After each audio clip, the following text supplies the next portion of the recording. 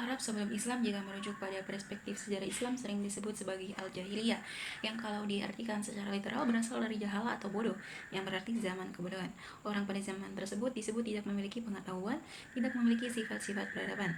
Mereka menyembah berhala dan melakukan praktik pembunuhan bayi perempuan. Assalamualaikum warahmatullahi wabarakatuh. Perkenalkan, nama saya Gita. Saya di sini akan membahas mitologi Arab pra-Islam. Suku atau kabilah adalah unit sosial dan politik utama di Jazirah Arab. Asalnya menjadi konsep solidaritas kesukuan yang menjadi landasan kehidupan sosial mereka, di mana kesetiaan terhadap suku lebih penting daripada moral sekalipun.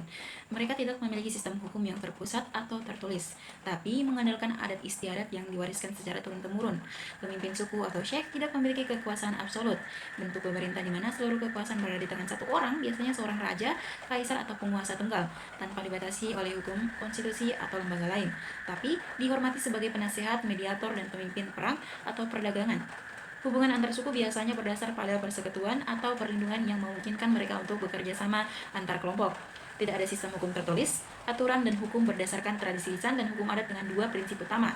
Yang pertama, tahar, dendam darah, di mana pembunuh seorang anggota suku bisa memicu perang antar suku selama beberapa generasi, di mana jika seseorang membunuh anggota suku lain, keluarga korban memiliki hak untuk membalas dendam dengan melakukan hal yang sama. Yang kedua, dia atau uang darah sebagai bentuk kompensasi untuk menyelesaikan perselisihan tanpa perang.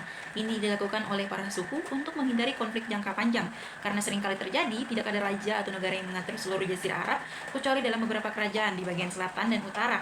Sebagian besar kota-kota seperti Makkah diperintah oleh Dewan Suku atau Nadwa, bukan penguasa tunggal. Beberapa pemimpin juga diakui karena kebijaksanaan, kekayaan, atau keberanian mereka dalam perang, tetapi tetap harus menjaga dukungan dari anggota sukunya. Perang antar suku adalah bagian dari kehidupan sehari-hari di Arab pra-Islam. Sebagian besar konflik dipicu oleh perebutan sumber daya, seperti sumur dan padang rumput yang menjadi sumber kehidupan, dan konflik juga dipicu oleh pembalasan dendam atau penghinaan terhadap kehormatan suku, atau bahkan hal-hal aneh seperti perang antara suku Bani Tahlib dan Bani Bakar yang berlangsung selama 40 tahun akibat pembunuhan seekor unta, dan perang antar suku Abs dan Nubian yang dipicu oleh karena kecurangan perlombaan kuda. Quraisy adalah suku paling berpengaruh di Mekah sebelum Islam.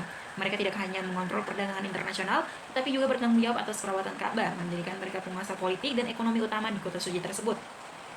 Mereka menengahi perdagangan antar India, Persia, Afrika, dan Romawi Timur, dan juga menengahi dalam konflik kesukuan dalam Jazirah Arab. Quraisy terdiri dari berbagai klan atau faiz yang masing-masing memiliki peran dalam politik dan ekonomi kota, seperti Bani Hashim, keluarga dari mana Nabi Muhammad berasal, yang mana bertanggung jawab atas pemberian air bagi para peziarah, atau Sikoya Bani Umayyah, klan aristokrat kaya yang mendominasi perdagangan dan seringkali berkonflik dengan Bani Hashim. Dan juga suku Quraisy ada Bani Makhzum, klan pejuang yang memiliki pengaruh dalam pertahanan kota dan seringkali juga bertindak sebagai panglima perang suku Aus dan Khoraj. Ini adalah dua kelompok utama di Yatrib atau Madinah yang seringkali berperang satu sama lain dan menciptakan ketidakstabilan di kota sebelum kedatangan Islam. Dan kota juga ini dihuni oleh suku-suku Yahudi, Banu Qainuqa, Bani Nadir, dan Bani Quraisyah.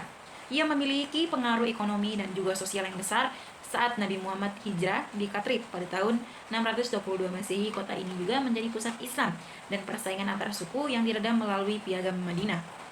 Sistem sosial di Arab pra-Islam bersifat patriarkal, di mana peran laki-laki sangat dominan dalam struktur keluarga, ekonomi, dan juga politik, di mana perempuan dianggap dapat dikatakan sebagai objek. Namun meskipun terbatas oleh sistem patriarki, beberapa perempuan dari keluarga bangsawan atau kelas pedagang memiliki pengaruh ekonomi dan sosial yang signifikan. Di beberapa wilayah, terutama di Arabia Selatan, sistem sosial lebih bersifat matrilineal, di mana keturunan dan kepemilikan tanah diwariskan melalui garis ibu, yang menunjukkan bahwa beberapa dari mereka masih memiliki peran yang kuat dalam keluarga dan juga sosial. Meskipun ada perempuan yang memiliki pengaruh dalam ekonomi dan keluarga yang berdasarkan dari literatur Islam, sebagian perempuan Arab pra-Islam juga menghadapi berbagai bentuk diskriminasi sosial.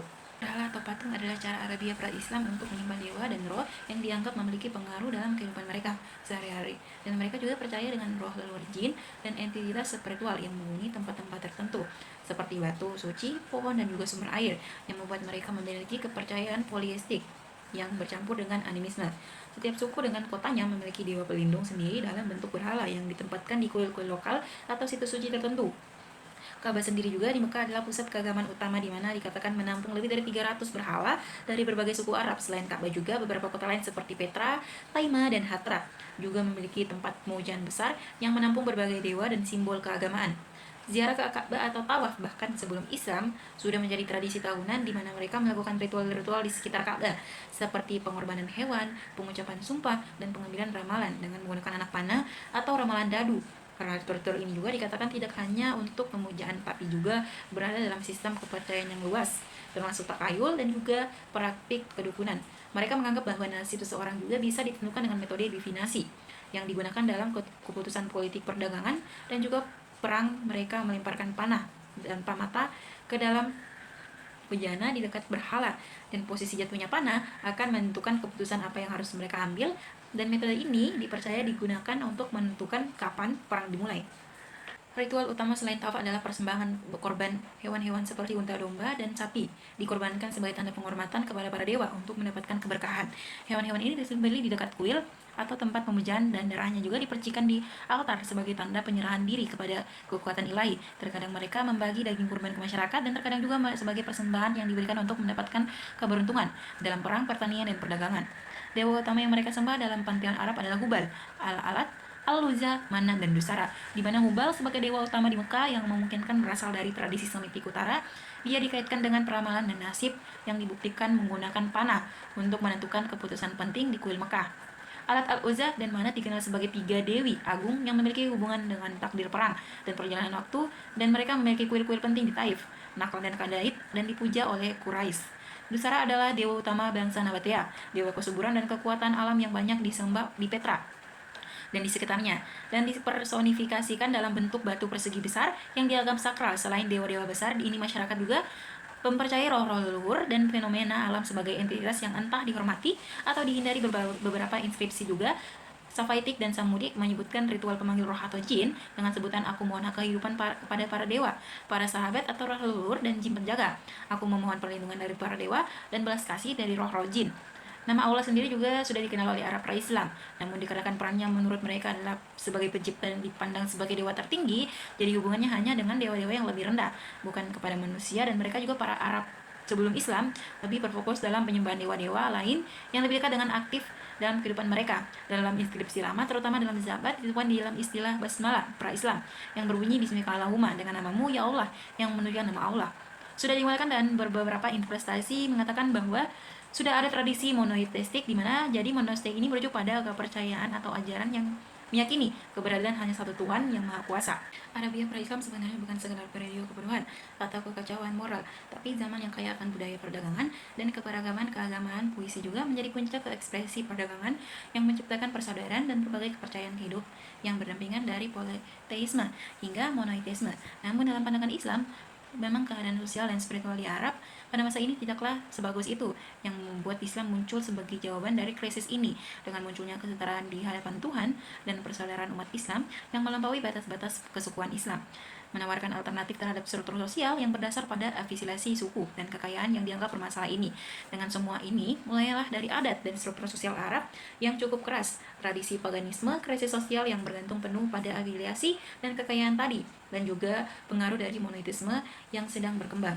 Islam muncul sebagai kekuatan baru dalam bentuk sistem sosial yang lebih inklusif dan berbasis nilai-nilai keadilan dan tauhid, dan juga menggantikan sistem hukum kesukuan dengan aturan yang lebih struktur berlandaskan hukum ilahi.